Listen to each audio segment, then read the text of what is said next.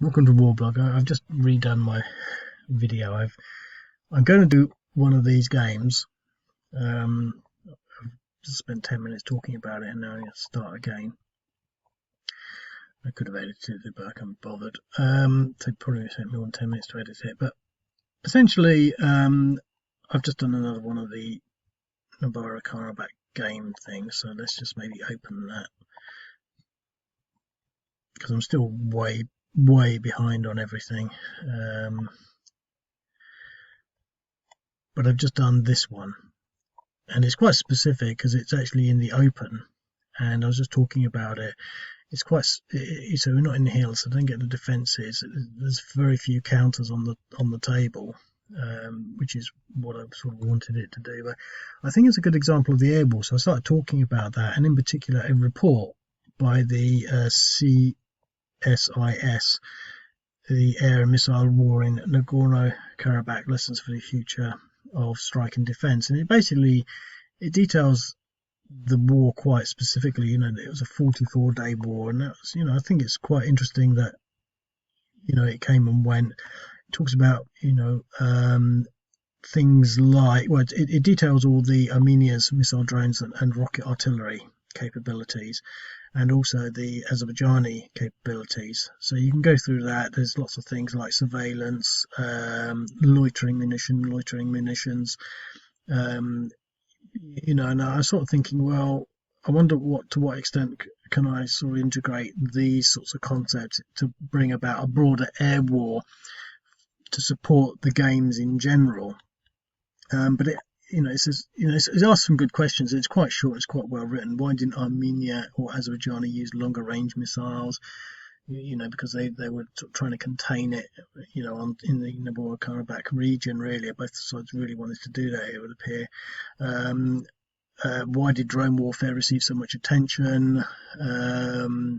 Talking about the significance of the drones, how they were able to take out all of the Armenian sort of air defense systems earlier on and disable a huge range of Armenian tanks, fighting vehicles, artillery units, and air defenses, very quickly. And again, I think it's something that, their penetration of the Nagorno-Karabakh's deep radar also weakened Armenian supply lines and logistics, facilitating later Azerbaijani success in battle. And they did. It also talks about how they used these, how they used all these things for propaganda purposes. And there's something, talking about SHORAD, short range air defense, and that what they're saying here is that the short range, armor and other heavy ground units will likely remain vulnerable until SHORAD systems improve and proliferate. So the primary lesson from the air war over Nagorno-Karabakh is the importance of full spectrum air defense. Both Armenia and Azerbaijan's short-range air defense arsenals were limited in size and quality.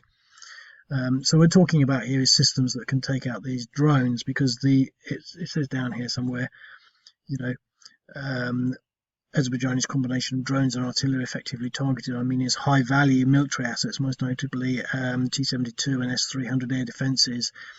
And it's saying that basically the S-300s were unable to combat the drones because they're more for taking out fighter aircraft, etc. And so until you've got the ability to sort of stop these drones, then this is sort of how things are going to work.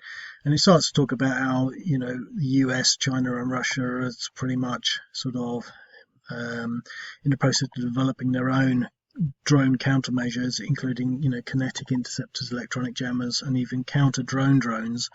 And I read today that America was developing microwave technology, to disable drones.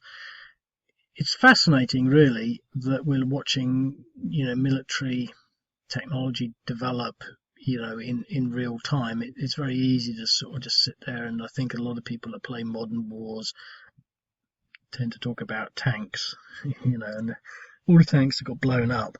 Until they can, stop these drones, it's going to be quite different. So anyway, so what we got here essentially is this scenario. So it's not in the hills. We've got a few units, and we don't have too many. We've got these units in defence. We've got anti-tank up here. We've only got 4 lots of motorised infantry and 4 lots of mechanised infantry, and the rest is drones. And so the reason I put it together quite lightly in this manner is because it's so, well, how will the drones work? Because they don't have any air defence, because the air defence has all been knocked out. So all we got is drone superiority, and to see what effect that actually has, because I think that we should be able to sort of knock quite a few things out, really. Now we're going to suffer from these anti-tank systems quite early on, but the thing is, we could target them. So what I'm going to try and do is I'm going to try and take out 2. I was going to go for some infantry, but I think I'm actually going to try and take out some anti-tank. So I'm going to try and take out these 2. No, I'm going to try and take out these 2. Well, 1, 2, 1, 2, 3. Go for these, just make it easy.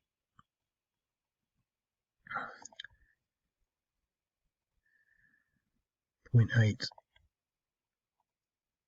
No effect. Okay.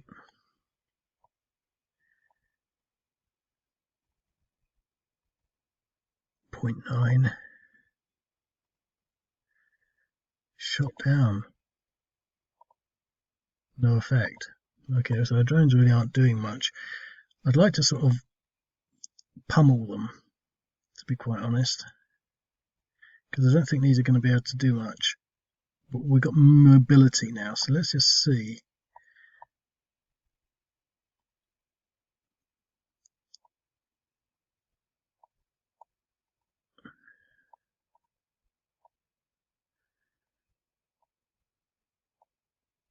What 2 of these guys can do against 1 of these.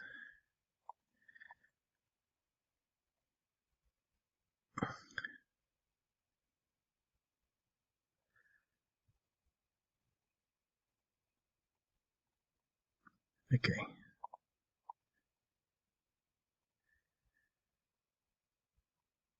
I think it's because they're on their own. They're easy to take out.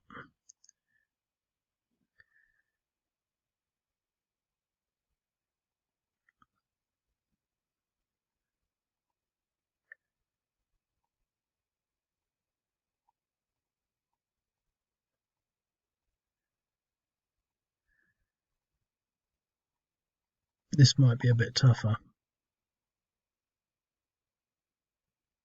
In fact, it is going to be a lot tougher.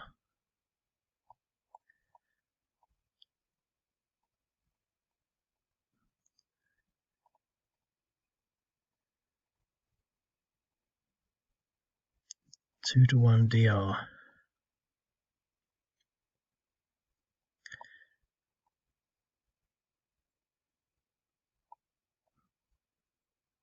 Should be able to push him back. Yep.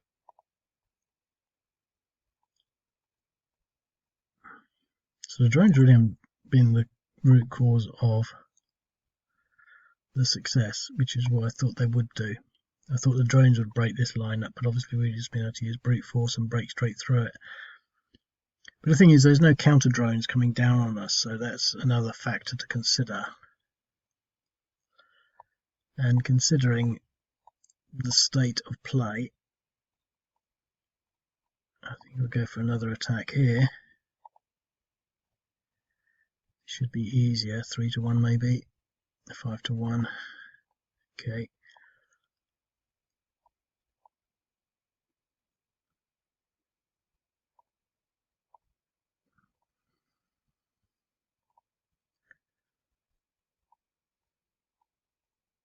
Okay, let's see if we can push through here.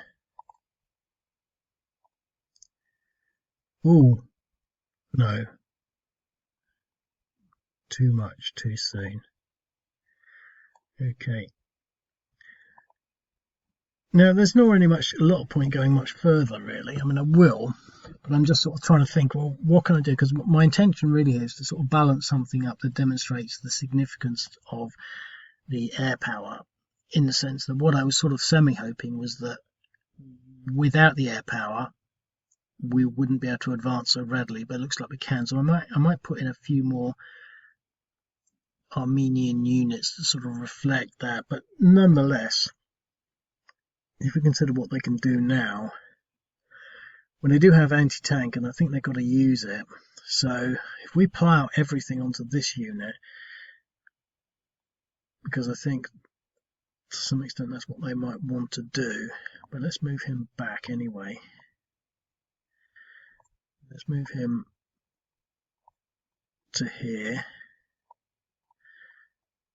and let's just use all our anti-tank against this guy.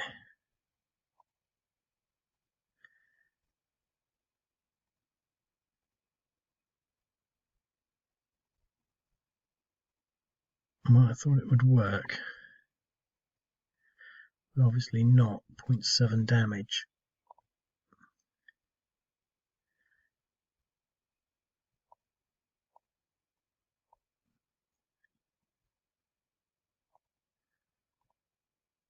Point 0.4.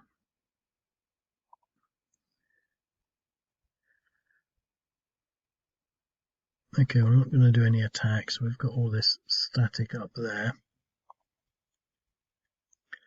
So we've got our drones. We had one of them shot down. So the drone war in this situation, despite the CSIS report, has been not very good. So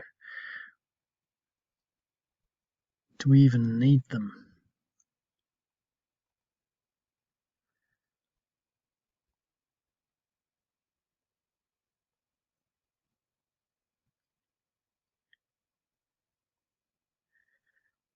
Okay, let's assume that we really want, because I don't think there's anything really that we need to worry about.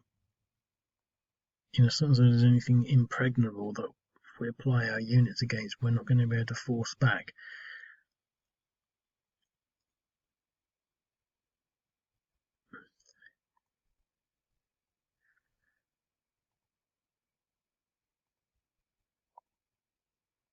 Let's target this unit and this unit. 2, 2.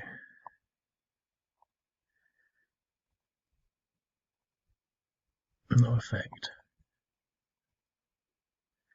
No effect. Interesting. Because usually the drones are actually quite effective. Like that, 1.4, 1.9, that was quite effective. 1.6, 1.2, we routed that anti-tank unit.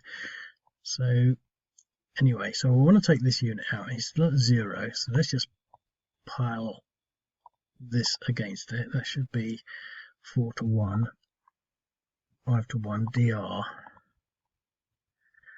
Okay.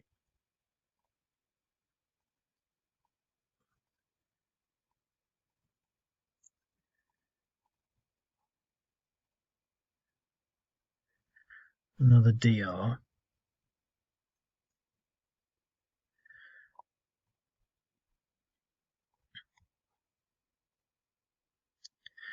So we routed that unit.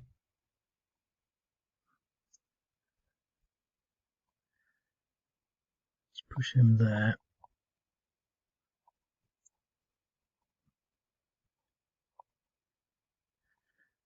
And there. Eliminated that unit.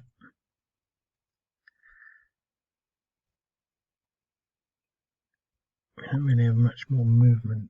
Oh, we do. If that's the case, he should be able to move there and attack that.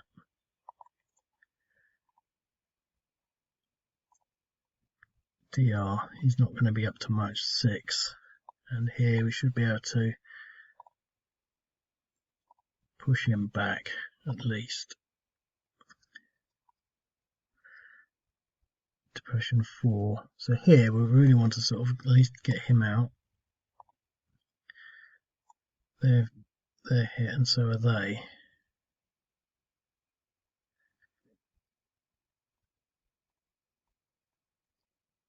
Well, let's just pile everything against this.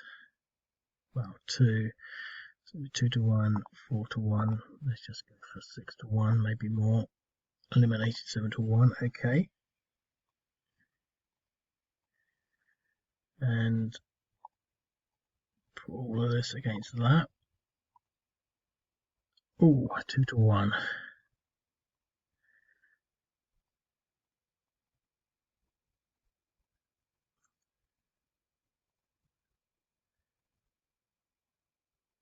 At least we pushed him back. Is it now 4?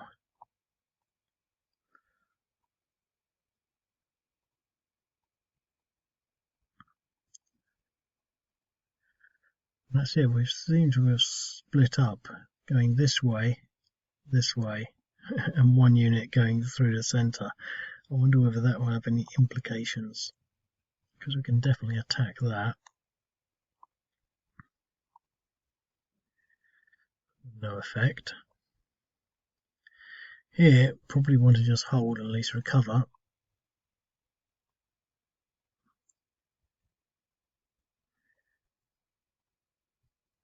We did 1 damage at least.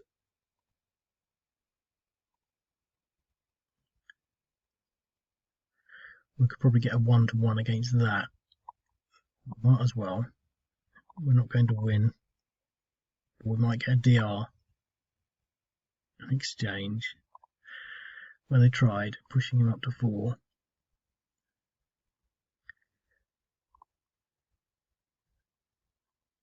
Okay.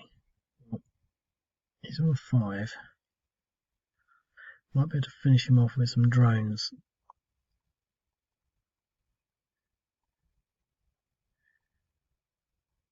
Let's see, 1.9. 1.2. 0.3. 1. He's still alive. 9.4. Okay, that means I'm going to have to follow him now. But we should be able to just decimate him here. Yes. And now we can pull him back into the fray. We really want to sort of pummel these guys.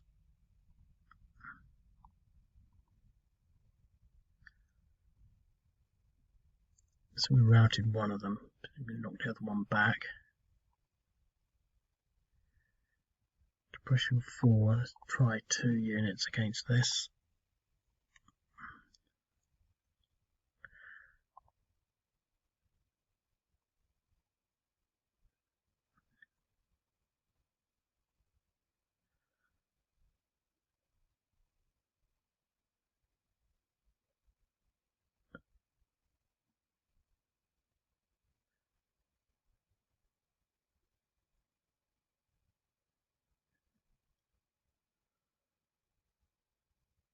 One against each, I think. Should get a bonus here. Yep, so we eliminated him. And we should be able to eliminate him. Leaving us free to approach the final base.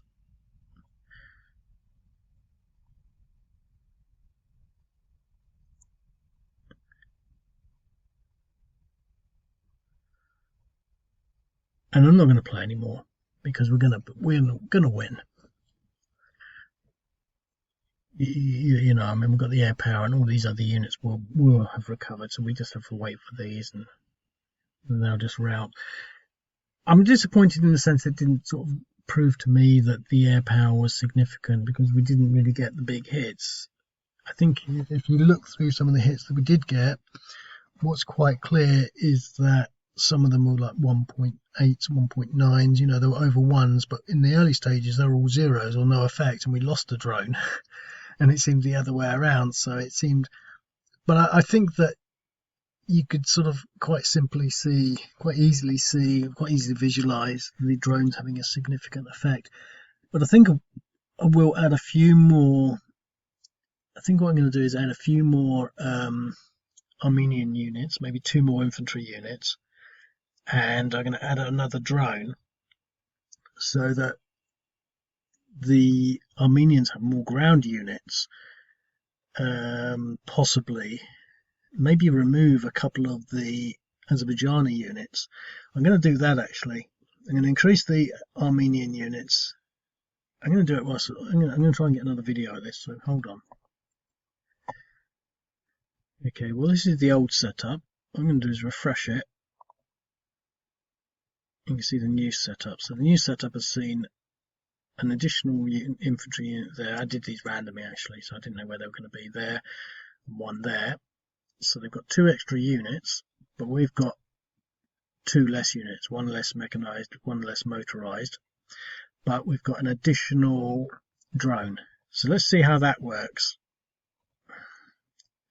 So now we've got 6 drones instead of 5. Now I think, to be quite honest, I still keep forgetting how things work, but I'm pretty sure that we get, whilst these anti-tank units are on their own, we get a big bonus against them. So I'm not going to waste my drones on those, but there's 2 stack there, so I'm going to go for that. So I'm going to have 4 against that and 2 against that. And then I'm going to go and pound it. Well, I'm going to try and pound the anti-tank units first. So come up here, take that. Come up here, take those units. But pounding these to stop them from doing... So 2 against this. No effect. No effect. So this is clearly, again, in my second version, demonstrating the clear strength of drone warfare in the Nagorno-Karabakh conflict. You could say that my modelling sucks. 1.8, okay. No, I haven't put any sort of tanks or anything like that. I've assumed this is fairly later in the war.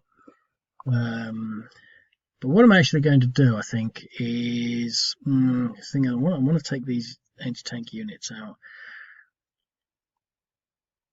No, actually, what I'm going to do, I'm going to do something else that I sort of quite often like to do. I'm just going to sit there. I'm not going to do anything. If they want to come forward and attack me, that will be to my advantage. So that's it. So what are they going to do? Well, I think they want to bring their anti-tank units forward and this extra unit forward.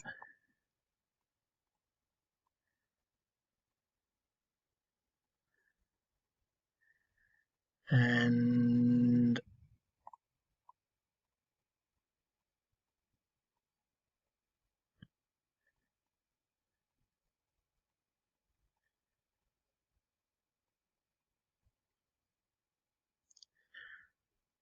that's that. I don't think they can hit me at this range, no. So we have an interesting play, because now the anti-tank is all sort of... I should have done that in the first game as well. Stuck with the infantry, I forgot. We're going to try 2 and 4 again. So some nice bigger hits. So again, our drones are sort of paying off. Now this could be artillery, of course, and or rockets.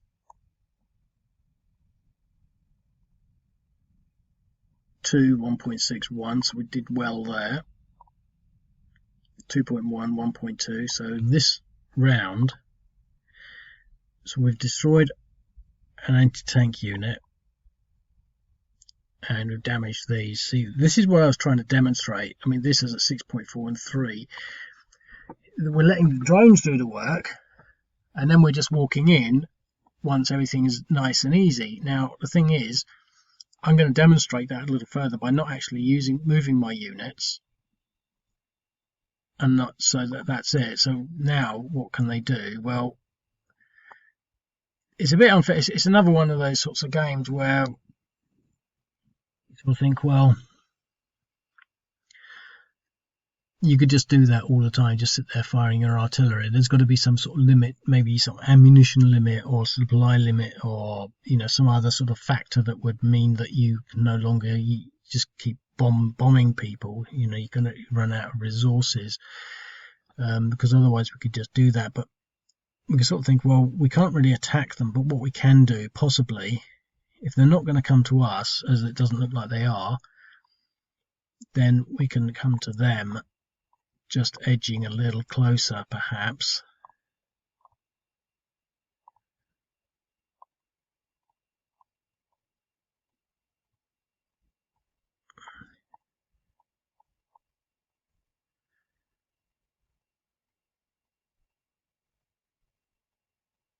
Like this.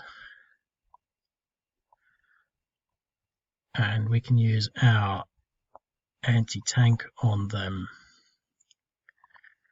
that will force them to do something, because they're going to start losing their units to our anti-tank units, who are small and mobile and hard to hit on their own.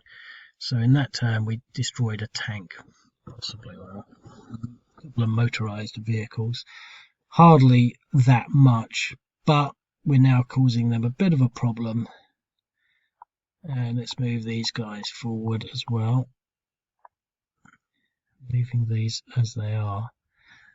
So again, we've got a more reasonable reflection on modelling of what you might think might be happening. I'm going to go for 1, 2, 3, 4, 5, 6, 1, 2, 2, 1.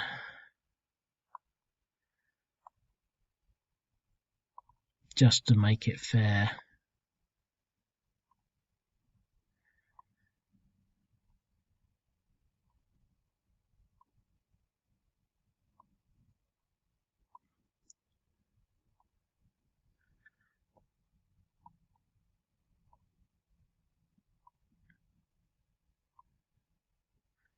When I say fair, I mean you would imagine that they might spread their attacks across the whole front line unless they had some specific purpose. Like I could have maybe focused more on this stack because there's more in it.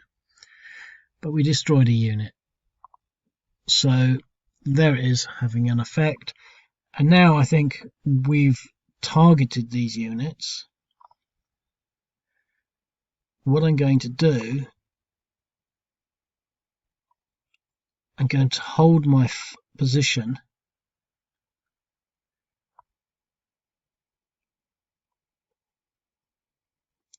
although to be quite honest, I think I'd like to go for this stack before they recover too much, and this stack. They're both hit.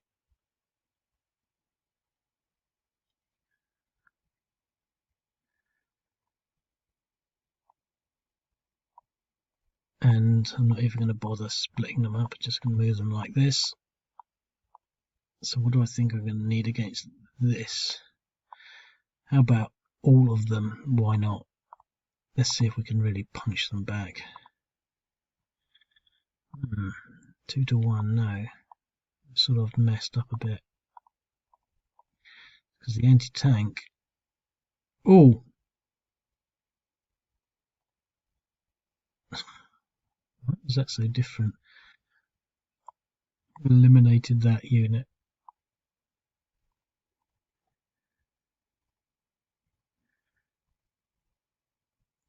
Interesting.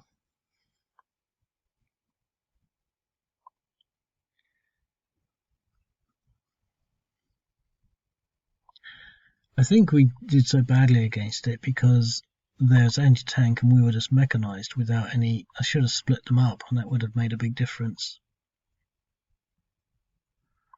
Okay. Right, so they're putting up a defensive line. So we got this micro strategy in a micro game in a micro corner of the board. Just down here, this little sort of system here. It's quite incredible. And we're going to try and anti-tank against this. We've only got... Oh, I've got a few actually. 0.9. 0.7, 0, leaving at 3.7. We won't be able to attack it ordinarily, so that's that. Right, we're going to do 2, 2, 2. We'll leave that one for the ground troops.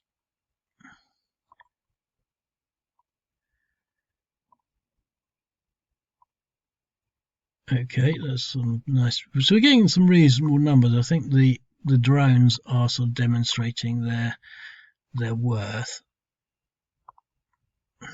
Not in that attack though. And we haven't had any shot down yet. You know, so it goes to show that in the first game we were unlucky. But drones should be a little easier to shoot down than anything else. But because of their numbers, you know, they become effective really.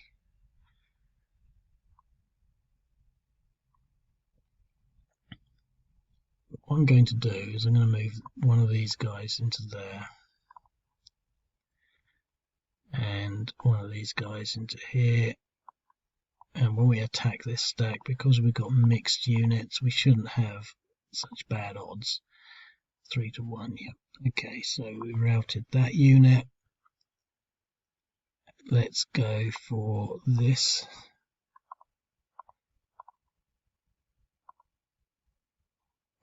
Exchange. So the ground battle here for this stack is not going too well. Let's try this.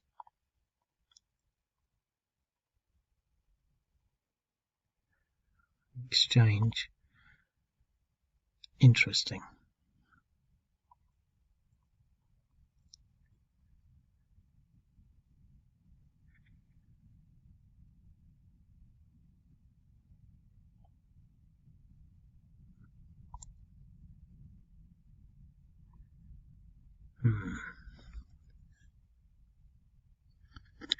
Well, I feel obliged to try and protect that line, leave him stationary. Let's go for anti-tank against this unit. 0.6. He's leaving him at 5.3, so he could route, but we're not going to get any further than that. Oh, he got clear drone superiority, so we'll go for 1, 2, 1, 2. This could be an elimination. Nope.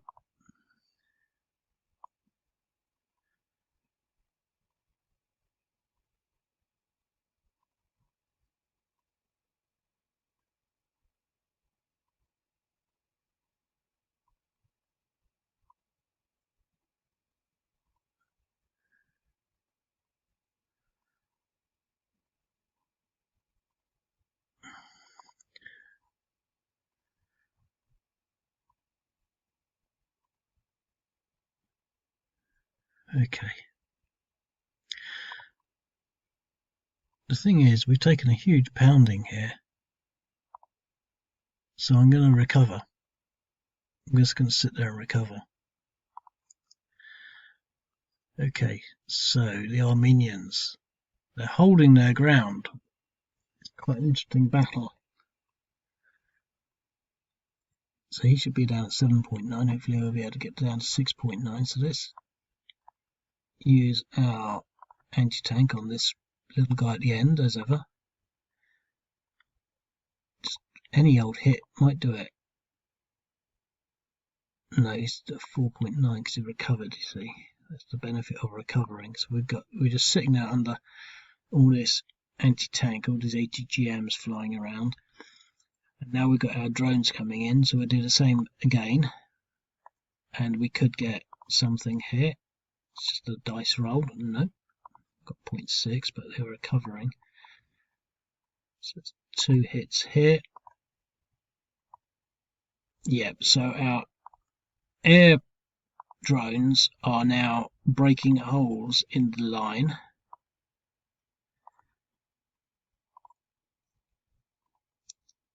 And taking away the strain from our ground units that will otherwise invariably take attrition and damage from any advance. So therefore we destroyed more units there, so much so that we could probably, well, we're going to leave it there because we want to recover for 2 turns. That's our maximum we can really recover for. Now the Armenians, they've got no more anti-tank, so they're going to have to start pulling back.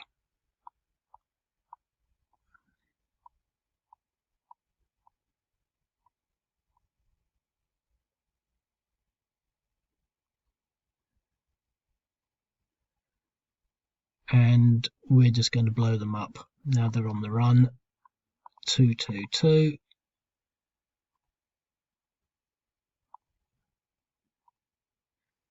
Routed.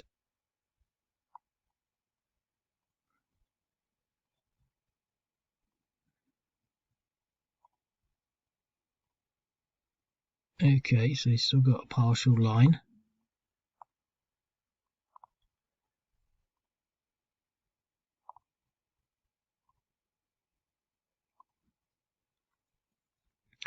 Okay, well,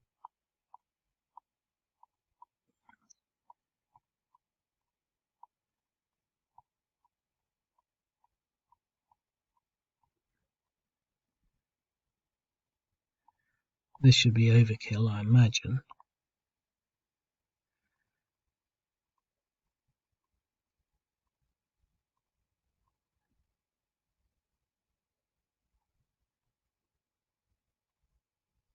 Yep. So air defense pounded them up and allowed us the ability to move forward.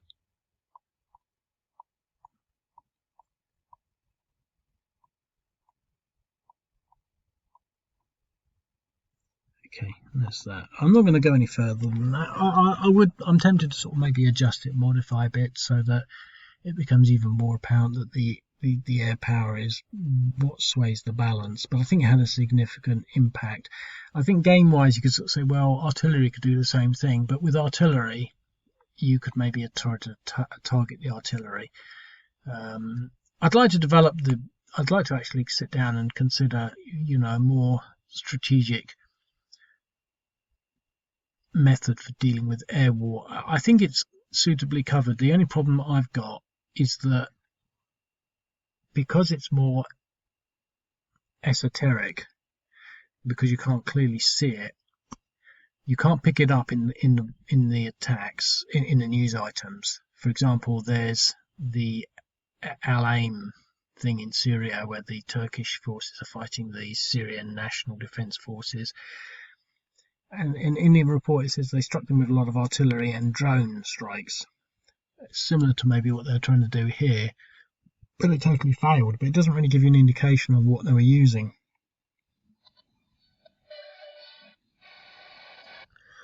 Yep. Well, I can't remember what I was talking about now. I got a phone call, and so I just spent a few minutes dealing with something, and absolutely no idea what I was talking about.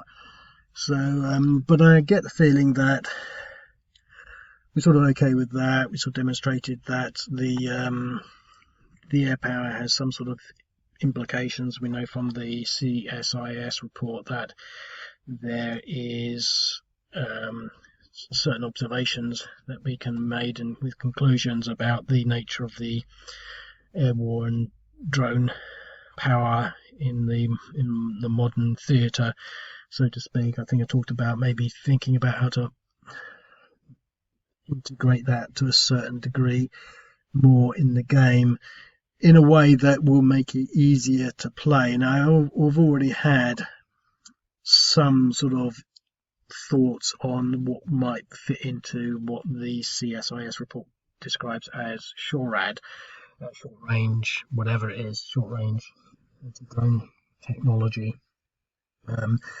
But that is done that's using the EW, or electronic countermeasure unit, which is in the game, but I've never deployed and doesn't have any effect yet.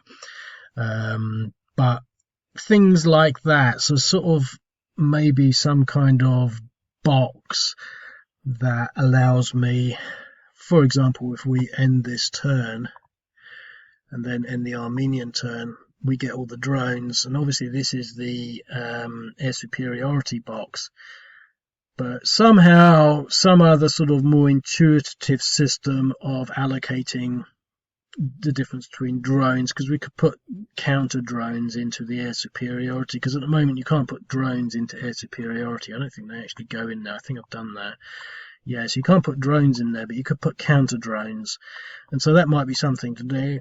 But obviously I'd have to just put them in as essentially aircraft. But so the bottom line is, I think that report is really interesting, and I just don't have time really to sort of like study it and consider it and model things from it. But that's what I'd like to do. I sit there and I think, this whole platform gives me so much scope for analyzing these things and modeling them and considering them, and that's what really appeals to me. I was just looking yesterday at the alphabet conflict, and to be quite honest, I've never liked the map of the alphabet one. If you can recall it, I'm not going to show it now, but When I played it, it actually made a lot more sense and it felt good. And I looked it up on some of the old newspaper things, and there was a Washington Times article somewhere on it, and it had a map, but you couldn't see the map properly because you have to sign up and register to use it. But in the report, it said they killed or captured 20,000 Ethiopians in the battle, etc. And so it does seem to me a major, conflict of the nature that the game suggested. But in doing so, I pulled up quite a few other sort of engagements from that period. And again, it's a case of sort of like bit by bit digging down into these military engagements, being able to model them, reflect them, and deal with them in some capacity. And I think the site is sort of, it's really working in that regard. It's developing and growing with regards to basically the base level of scenarios that it's got, so it gives a clear platform that you can then sort of look at. For example, there are most conflicts, I mean there are a lot missing, but most conflicts have something about them. I mean, to be quite honest, there's absolutely loads that I don't. But if you sort of even just look through at the the thing, I've got, I've started off, the Islamic insurgency on Mozambique. I've got stuff on that. But as you come down here, I've got something. I should have something on the Burkina Faso insurgency. I should have had to put something on there, but I don't think I've done anything for the ISIL insurgency in Tunisia because it's not really got any sort of conflicts. I'm pretty sure we got some Iraq civil war 2014 to 17 in there. Libyan civil war, we know we've done a lot of that, and I've got nothing in there. But as you go down here, a lot of these things, the Iraq insurgency 03-06, the Iraq war, and we know we've got something on that. But enjoying freedom, Philippines, nothing on that. But as we go down here, the first Chechen war, I think we've got something on that. Odegon, etc., etc. The point is being able to go back and look at all these and think, well, what were the sort of the significant features of these conflicts, and have a system and platform to model them. And a lot of it is insurgency and counterinsurgency and very small scale uprisings and riots in many cases, through to obviously the more modern, intense but asynchromatic things like Libya and Syria and Iraq and Afghanistan, through to sort of more tantalizing synchronous conflicts like the Nagorno-Karabakh with their the drones. And I think the drone thing is going to become bigger and more significant as people like Turkey develop their own drone technology, even the Houthis developing their own drone technology, albeit heavily sponsored by Iran. But they're going to be doing a lot of these things remotely, and I think being able to model that is going to be quite interesting and challenging if you've got a mind for considering these issues, etc. So I thought that was quite an interesting scenario for the reasons I've sort of mentioned, so I won't labour that too much. I won't bother finishing it. I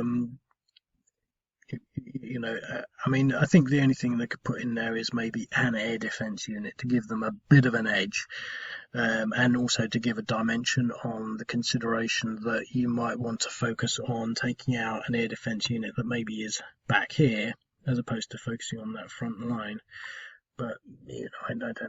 Maybe I will if I go down in a minute and do that. But maybe by the time I get to my other computer, I'll have forgotten.